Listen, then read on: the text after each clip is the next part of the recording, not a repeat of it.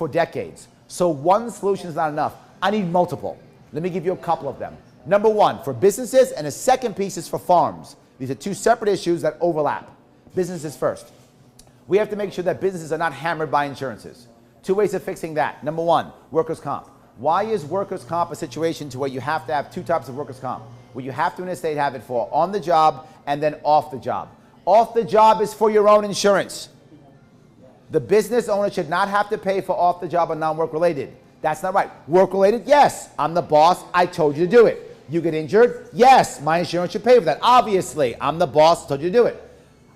You're doing your own thing. I'm paying for it. Why? Why? That is wrong, and most states don't do it, and that should end. Not just that, we have an actual insurance board in New York State. The vast majority of states don't have an insurance board at the state level. We should not. Why should we have it? We pay for it extra money, and it has become predatory. It is literally hunting small businesses to extinction.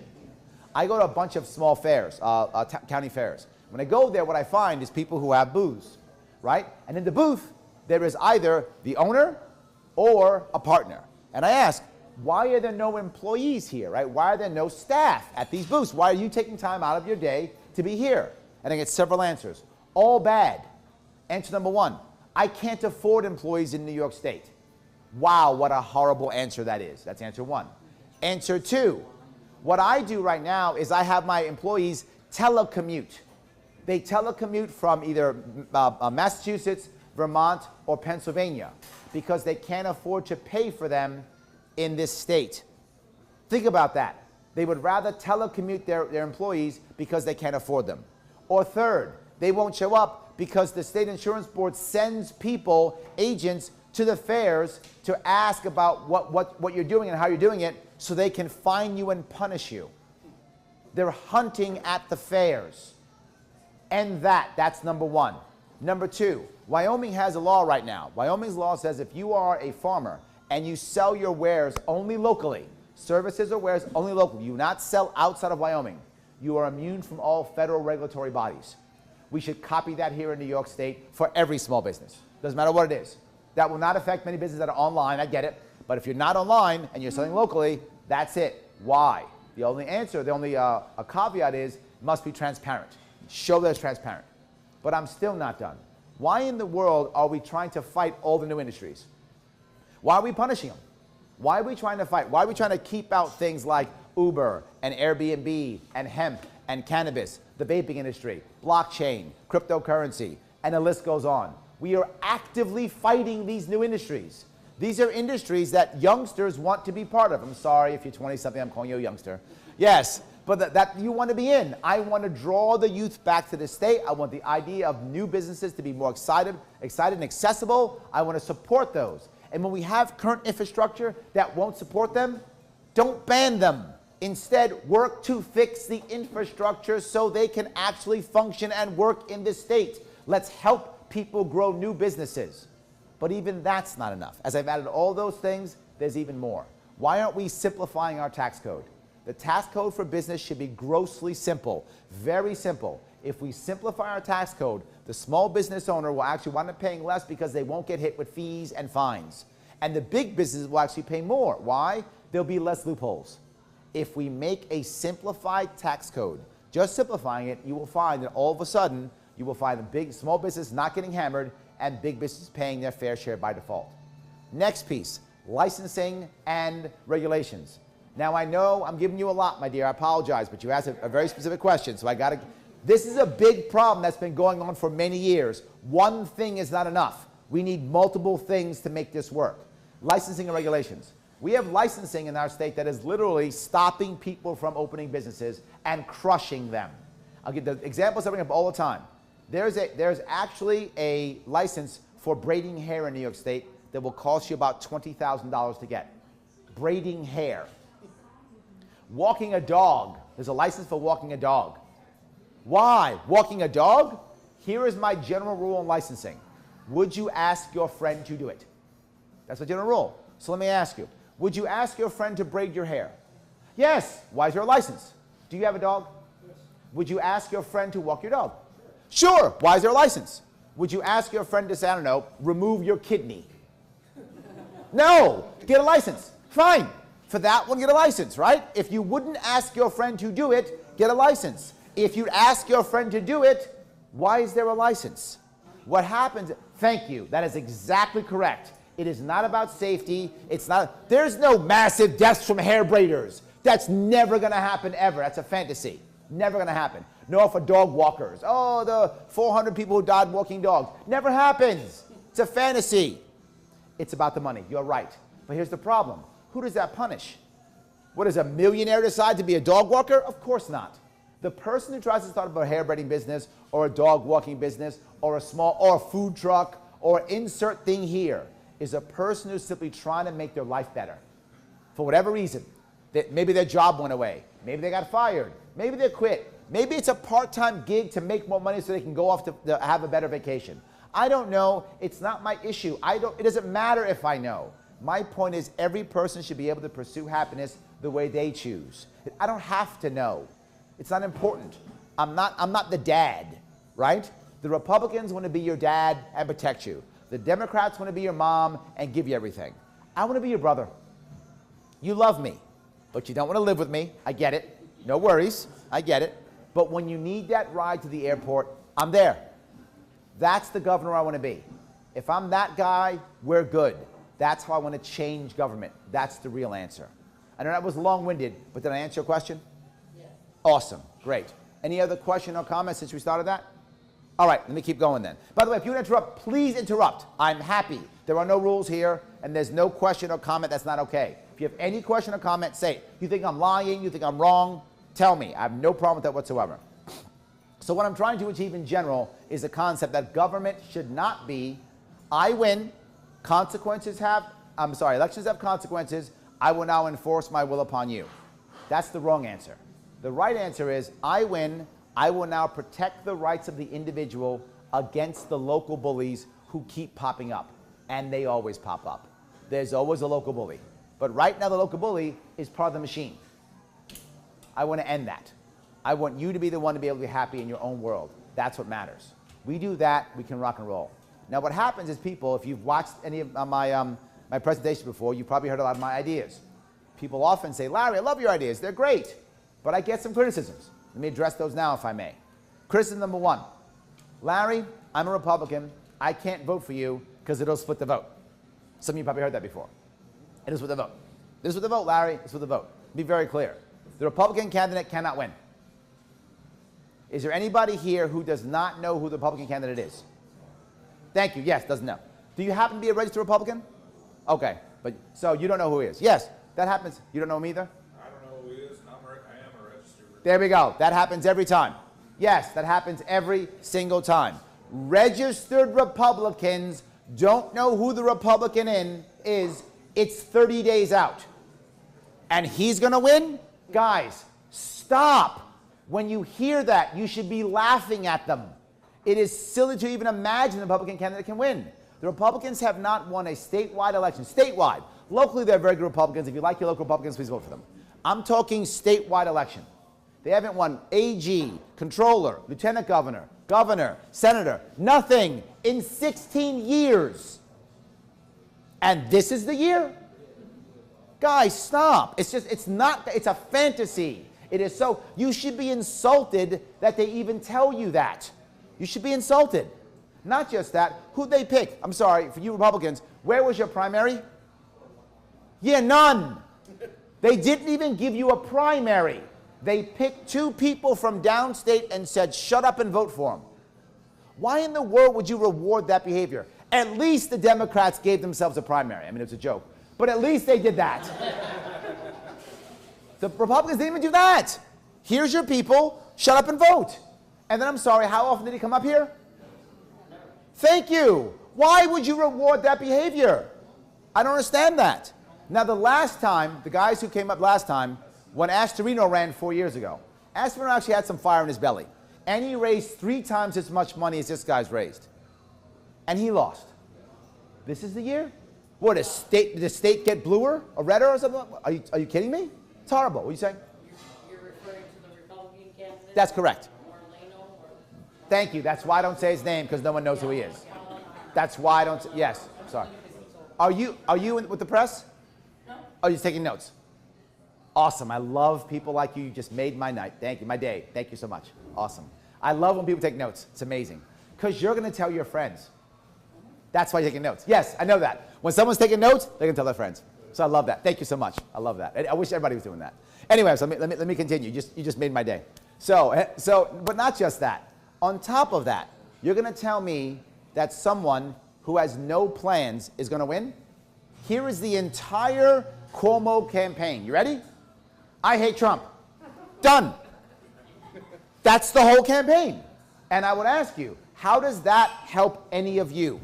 How does that give you a better business? How does that give you a better job? How does it give you a better opportunity? How does it give your kids a better education? How does that lower your taxes? How does that make your roads better? How does that fix your schools? Nothing. But the Republican, here's his entire campaign. Cuomo's corrupt.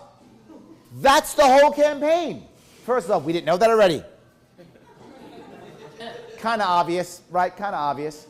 But on top of that, how does that help you?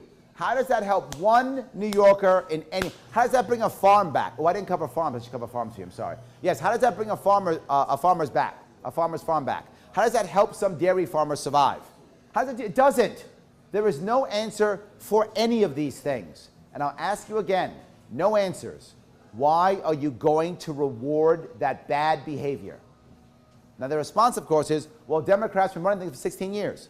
They have. So if you're a Democrat, I'll ask you a question. If you're a Democrat, why hasn't your party fixed this state in 16 years? He's too busy spending it in Puerto Rico. That's correct, yes. Now, if the Democrats are going to fix it, they would have. But if you're a Republican, your party's been watching this disaster for 16 years. Where's the plan? Where's the movement? Nowhere. The criticism I get also is, Larry, you only been doing this 1 year. Where were you 8 years ago? Where were you 4 years ago? Where were you? I'll tell you what I was doing. I was running my business and my family. It wasn't my job to fix this state. It was my job to support my family. That's what I did after getting crushed in the crash. That was my job, and I did my job. I pulled myself out of the crash. I did my job. It was their job to fix this state, and they didn't. That was their job, not mine.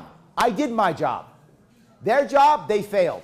They talk about track record, a track record of 1 million New Yorkers leaving in the last 8 years, a track record of a destruction of the Second Amendment, a track record of crushing small business. That's their track record. They should be ashamed. I've been in this for 1 year, and 1 year only. And in 1 year, I have two things. A plan for everything you could ask me, and a movement. What's their excuse? What's their excuse? None. Once I took up the mantle to make this my job, I made it work. It's been their job for 20 years. What's their excuse? Now the Republican says, oh, you know what? I got a plan. Have you heard this one before? 30% tax cut, property tax cut. You hear that? 30% property tax cut. You should literally be insulted. When you hear that, you should be insulted. When I heard that, I'm not joking, I wanted to retch. That is how bad I felt. Let me ask you a question. If you can do 30%, how? Magic? 30%. It's magic. He literally threw out a magic number and wants you to believe that. Aren't you insulted? Now, if 30% is a good number, then make it 50. Make it 100. Why can he say whatever he wants? He's not going to win. It's irrelevant. It's irrelevant. He can say whatever he wants. 1,000,000%. We're going to give you all your property tax back for the past 10 years. He can say whatever he wants. It's never going to happen. It's irrelevant. But the fact that he said 30% is an embarrassment to everyone who hears that. But let me go one step further. Let's say, for example, 30% was real. Let's say he could actually do it. Why is he telling you 30 days from the election? Why wasn't this planned 10 years ago? 5 years ago? 3 years ago? 6 months ago? You didn't think taxes was a problem 3 months ago? I've been talking about ways to raise money and remove our tax burden for a year. If you think that's not true, go back, check any of my videos. They're all online and they're all live. I've been giving you ways to reduce our tax burden for over a year. He now has an idea 30 days later, 30 days before the election. You should be insulted by that. You should be angry at him by that. He's insulting your intelligence. It's shameful. And of course, His Majesty has nothing. His Majesty just says spend, spend, spend. If you're a Democrat, what you'll hear often from Democrats is The way we solve problems is we fund this or fully fund this. Republicans will say invest in, invest in. You know what those two words mean, invest and fund? That is exactly correct. Wow, I'm keeping you with me wherever I go. You are amazing. Yes, absolutely. I'm taking you with me. You're on a campaign team. Yes, absolutely. It means taxes. Ways that I can tax you more. If you've listened to anything I've said, you asked, I gave you a bunch of ideas. Did any of those ideas include raising taxes? Not one. I'm a libertarian. I hate taxes. I hate taxes. You will never see me ever raise your taxes, ever. It is against my being. I'd be thrown at a party if I did that. There is no way I will raise your taxes, ever. It's not what I'm about. I'm about getting better results with less taxes. Better results, keeping people happy without raising taxes. Every idea I've ever come up with is about that. That's where I am. So you'll hear people attack me. I wasn't around. It wasn't my job. You hear people attack me. He can't win. Of course I can win. But when people start attacking my individual plans, this plan's broken, this plan's bad, this won't work. Here's your response, very simple. Great, what's your plan? That's it. And what you just heard is what you'll hear. They'll talk about track record. Whenever they hear track record, you should think, whenever they say track record, you want to think track record of failure. And the worst part about track record of failure, don't get me wrong, I failed in my life. Everyone in this room has failed in your life. Every one of us have. But here's the difference. When you fail, you should learn your lesson. Thank you. And change. Yes. Where's their change? Nowhere. You've been failing for 16 years. You don't have a plan? I failed in my life many times, and every time I learned, it got better. And I hope all of you have too. That's the human condition. This is not the human condition. This is, oh, we failed, so what? Give it more money. Failure is rewarded with more money. No, no more. Please stop rewarding this bad behavior. You can do it. Now, Larry, you can't win. All right? Maybe, let me tell you something. Number one, I am the only candidate who draws everyone in. Now, ask now, I could be wrong here. Is there anyone here who feels comfortable telling me that they are a registered Democrat? Great, good. How many people here are registered Republicans? Great. How many people here are registered but neither of those two, independent or something else? There we go. Awesome. How many people have not voted in the last 2 election cycles? Not voted in the last 2. Anybody? Ah, one thing. Okay, great. Every single time I go to an event, I ask those 4 questions. And almost every single time, I get hands raised for every one of those. This is the only time in the last month where there wasn't someone who hadn't voted. Why does that matter? Because to win this thing, you can't win it with Republicans. You got to win with Republicans, Democrats, independents, and those who don't vote. Over 70% of New Yorkers don't vote. There will be over 7 million New Yorkers who probably won't vote this time. 7 million. If I get 10% of those, I win. I get 20% of those, I kill it. Why? It's a 5-way race. We only need 35% to win. 35% will win this thing. That's how it works. I don't need 51%. 30 to 35% is victory. This is a winnable race. They won't tell you that. I will. Go to a Republican rally. Try to find non-Republicans. You can't find them. Go to a Democrat rally. Oh, wait, there are none. Okay, so you can't do that. But if you go to any one of mine, you will always find. And I didn't know if anybody was, I just asked, right? I could have been wrong. And it's one of the first times there was no one here who hadn't voted. Use it as people who haven't voted on top of that. That's what happens. So this is a winnable race. So I want to make sure you understand this. This is winnable. If we get our name out, we can actually win this thing. But here's the best part. What if I'm wrong? What if I'm wrong and I can't win? Great. What happens if the Republican comes in second? What changes in New York State? Nothing. Nothing. What happens if I come in second? There's a microphone shoved in my face every single day. Larry, how'd you do it? There's one in my face right now. There will be a whole lot more every single day saying, Larry, how did you do it? What will I be saying?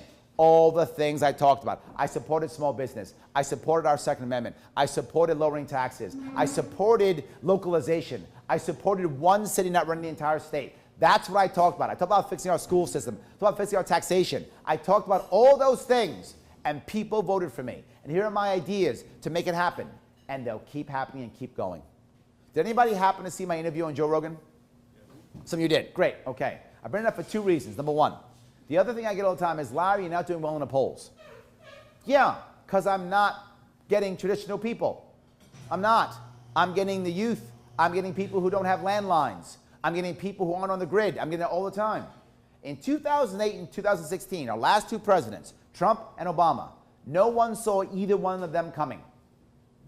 Obama at the time was using email, which at that time was a big deal to raise money. That was a huge deal back then. Now everyone does it, but back then it was a big deal. Trump was using Twitter, right? Trump still uses Twitter, right? He was using Twitter. At that time, big deal. Now a lot of people are using Twitter. What am I using? I'm using Facebook and I'm using podcasts. They didn't see Trump coming. They didn't see Obama coming. They won't see me coming. There's no difference, and the results will be the same. They don't get it. They don't get it. This is how it works. I have grassroots. You guys know I have grassroots. You didn't see my big commercials on TV, yet you're here. Right? Yet you're here. You didn't see that. And when you show up, Bernie and Trump both taught us, and Trump is still teaching us this. This is crazy. 2016, these two guys taught us everything, and no one's paying attention. If you can get people to show up to an event, you can get them to a polling booth. Why do you think Trump's doing rallies now? He's doing rallies now. Why? Because he knows if I get people to show up to a rally, they'll show up to the polling booth. That's it. Why am I doing events? I'm doing 2, 3, or 4 events every single day. 2, 3, or 4 every single day. I did a podcast this morning before I got here. Did a podcast before I got here. I'm doing 2, 3 events. I'm doing 3 more events today. Tomorrow I'm doing 3 more. So I'm always doing these things. Why? Because I know if I get you here and you like what you hear, you'll go to the polling booth. That's what I know. So this is a winnable race. So remember something. Even if I'm wrong, it doesn't matter. Even if I lose, it doesn't matter. If I come in second, we still get change. We get change either way. And I want change to be focused on happy New Yorkers. All right, let me touch farmers real fast. I'll take any question or comment. Do you want to hear about farmers or no? Oh, yes. Awesome. Yes? But wait a minute, I want to just say. Please go ahead. I've not heard of you either. I've heard Cuomo and I've heard of. Whatever his name is. Whatever his name is. Yes. And, you know, just because I'm a registered Democrat, 4 years ago I was registered Republican. Sure. Doesn't mean I have to vote party line. Does- The problem we have is people just listen to the media. Yes. It needs to stop. We Yes. need to get out like we are Yes. and listen to you one-on-one, ask questions. Do you want me to give you my background? Is that what you're asking for? But yeah, I mean. Okay, yeah, no we're just problem. now seeing you 30 Yeah, yeah. days prior to the election. I'm happy out to. there in the North Country. Yep. Are you also saying, you know, we're the last ones on the totem pole? Oh, good. Yes. Or Let me. did you just work your way up? Let me cover both of those. This is actually my 3rd time to North Country. See, he knows. He's like, yes, my 3rd time. Yes, my 3rd time. So I've been here 3 times. Yes, absolutely. I'm doing Watertown tomorrow. I was in Plattsburgh and Saranac Lake and Long Lake. We're doing Rushton tomorrow. Say again? Rushton. That too? Yes, I'm doing several of them. Yes. So yeah, and I'm also doing. I forgot what else. I also spoke at St. Lawrence College about 6 months ago. So I've been up here many times. This is my third trip up here. And what I do is I literally just pack up, leave my family, and I stay on the road for 4 or 5 or 6 days. I take my crew with me. You see the guys with me in the shirts. Take them with me, and we literally get in a Jeep, and we drive across New York State. We do it at least once a month, if not twice a month, and we either cover Western New York, Central New York, or North Country. This is my 3rd trip to North Country. So yes, this isn't even my last. I'll probably wrap it up in New York City. Probably my last event will probably be a rally in New York City because that's the biggest population center. So I'll probably be there at the end. That's probably how I'll wrap it up. So did I answer your North Country piece? Yeah. Oh, good. This is God's country. I get it. That's why I'm here. People don't come here because there's so few people here. I get it. But if I'm going to sit here and tell you that I'm going to be the governor of New York, I got to go around New York. But there's something else I have, and it's a little bit off topic, but I will get back to your question. I will always answer your question. One of the reasons why I spend so much time doing this is not just to win, but once I win, the war isn't over. That's when the war begins. I don't have massive party infrastructure. I don't have a bunch of heavy hitters backing me. My average, I've raised about $400,000, and my average donation is $80. So I don't have heavy hitters that are throwing big money at me. I don't have that advantage. I also don't have a huge party, and I don't have a huge party infrastructure. So I can't get anything done if I don't have you. You are my army. I'm a Marine. I spent 7 years in the Marine Corps. I have no problem being first in. I have no problem breaking a hole in the front line. I'll do it. But when I break that hole, you better follow me through. If you don't follow me through, I'm not going to survive on the other end. And that's why I'm here. Literally, this is a serious thing I've promised already. I'm going to get rid of one of His Majesty's choppers, one of the helicopters, and I'm going to buy a bus instead. And my lieutenant governor is a gentleman out of Rochester. He's a tech entrepreneur, a militia member. His name is Andrew Hollister, and he's out of Western New York. I'm sorry, Andrew Hollister. That is his name, Andrew Hollister. We're both entrepreneurs. I'm a business entrepreneur. He's a tech entrepreneur. We're both entrepreneurs, and that's one reason why I picked him. But he's going to outfit that bus so that I can actually run the government out of the bus. This is absolutely doable in today's world, easily done. Why? So I can still travel New York State while I'm governor.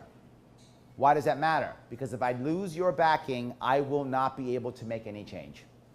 I need your backing. You are my army. You are my militia. If I don't use you, then I can't do anything. So I will still be around this state every single month. I'll still be around. Otherwise, I can't get anything done. I'm going to have a hostile assembly. That's going to be true. I'm not going to have a hostile Senate. I'll actually run the Senate within 30 days, within 90 days. But I will have a hostile assembly. And I can't change that without your help and your pressure. So I'll still be doing that. So not only is this my third, but there'll be many more up here too. Now, who am I? My name is Larry Sharpe. Those who don't know, that's who I am. Yes, that's who I am. I'm a kid born in Manhattan. I was adopted. My parents took me to the South Bronx to raise me as a little kid. I was raised outside of Yankee Stadium, and those of you who know, not a very good neighborhood. I grew up in a bad neighborhood, but that's okay. My father was a corrections officer at Rikers Island. My mother was a waitress, and then eventually worked in a bank. Neither was educated. Neither had a college degree. My mother didn't even have a high school diploma. So when we got a little bit more money, we saved our money and worked our way out, part-time jobs and things of that sort. My father was a part-time DJ, believe it or not, making extra money, and so was my mother. This is back in the disco days of the 70s. So yes. So at that point, we made enough money to pack up and move out to Long Island. We moved to Suffolk County. And as an older kid, I was in Suffolk County, and I was actually graduated high school out of Suffolk County. I met my wife there, by the way. I'll tell you my wife's story if you want to hear that story later also. So I met my wife actually in high school in Suffolk County. My father died right after we moved out there. I was 12 years old. It was devastating for me, as you can imagine, if you know anyone or if you've lost a parent as a youth. It's very hard. And worst part was my mother was an immigrant, and her family wasn't in America. And my father's family abandoned us, so we were alone overnight. And when that happened, I was, of course, terrible, didn't like it, terrible student, didn't want to be in high school, wanted to escape. So I went up to join the military. But I wasn't going to join the Marine Corps. I was going there to join the Army, because my father was in the Army. So I was going to do. So I went to go join the Army. That was my goal. So I went there to join the Army, and there were all four of the branches were there in the same room, right? So I go to the Army recruiter, and I pass the Navy and the Air Force, go into the Army, and the Army guy says, yes, of course, come on in. I'll tell you what I'm going to do. It's going to be great. You're going to be a general in like 6 weeks. You're going to be traveling the world and meeting beautiful women, and it's going to be you're going to get a doctor's degree for free in like a month. It's going to be awesome. I'm like, wow, this is great. So I literally I have all the book. I'm still in high school. I have the book covers and everything, and I'm walking outside like, yes, it's going to be great. I'm going to be in the Army. The Marine Corps recruiter is waiting for me. Arms folded. It's like this. He says, hey, son. I said, yeah. He goes, you got a minute? I said, sure. I go inside, sits me down. He goes, an Army guy. He promised you a lot, didn't he? I said, he promised me everything. I'm going to be a general in 6 weeks. It's going to be amazing. Going to get a master's degree. It's going to be awesome. Flying airplanes. Amazing. He says, yeah. You know what we call that? I said, what? He said, we call that the solar plan. Everything under the sun. He goes, you know what I promised you? I said, what? He said, 4 hard years. Are you ready? I said, yes. And I signed up. That's how I joined the Marine Corps. And I look back at that time. When I was there, I had no idea why I did that. But I look back now, 30 years ago, and I can say to myself, I know why I did it. I did it because I was desperately searching for positive male role models, which I did not have in my life. And the Marine Corps gave me many of them. The Marine Corps gave me lots of positive male role models that I needed and I wanted. And I say, look, the military is not for everyone. If you don't want to join, you shouldn't join. It's not for everyone. It's a volunteer service. Join if you want to join. But I can tell you for one thing, I think it saved my life. I would be a punk without the Marine Corps. I'd be a punk right now. So I'm very happy I joined. Joined the Marine Corps for, I was there almost 7 years. When I got out, my mom was in trouble. My mom could not handle me leaving. She could not handle my father's death. She was addicted first to legal drugs, and then eventually illegal drugs, and she was a victim of the drug war, and she was a convicted felon. I pulled her out of prison. She was an addict. I pulled her out of prison and tried to get her back up and running. And I used my savings to get her a car, to get her an apartment so she could start surviving again. And what I realized was, it's hard. If you have felons in your life, you know how hard it is. You struggle if you're a felon or you know felons, and you struggle. And she struggled too. And the worst part was when she had a job, she was a hostage to that job because there was another job for her. So she would do anything. I hated my mother being a hostage. Hated it. So I said, I'm gonna do something about it. I'm gonna do something about it. We started a business. Our first business, my first jump into entrepreneurship was with my mom, and we started her and my stepdad. She got remarried, and so we actually started a trucking business. Became truckers. We bought trucks. I drove a truck. That's what I did. I was on the phone calling for customers. I was on the call, but people teased me. I was actually on. Anybody happen to hear my Glenn Beck interview? Anybody? I was on Glenn Beck, and Glenn Beck was teasing me. He said, "Larry, when you started the trucking business, what'd you know about business?" I said, "Nothing." I had two choices. My mom's a hostage, or I do something. I do something. I don't accept being a hostage ever. I never accept being a hostage. I will always fight my jailer. I will never be a hostage, ever. So I said, okay, I'm starting it. But it worked. We did relatively well. My mom and my stepdad actually ran that business until they retired. I left. Once they got up running, I didn't have an ownership. I didn't have any ownership in the business. Why? I didn't want to. I wanted my mom to be the boss. Because my mom was the boss, no one could fire her. So she couldn't get fired. She's the boss. So my mom owned the business. I didn't. She owned the business. I left in about 2 years when I was up and running. She ran that business until she retired. And when she retired, guess what she did? She left and went to South Carolina, as so many people do. That's what she did. She passed away several years ago, but until she passed away, that was her last job, was that business. I then left, did other things, started another business of my own. That one failed. I sold that one off. Had another business. I had another job, then started the business I have now. Right now, I'm a trainer, consultant, teacher, so I do for a living. I've been an officer in small public companies twice temporarily to help fix things up. I'm the fixer guy they bring in, that's me.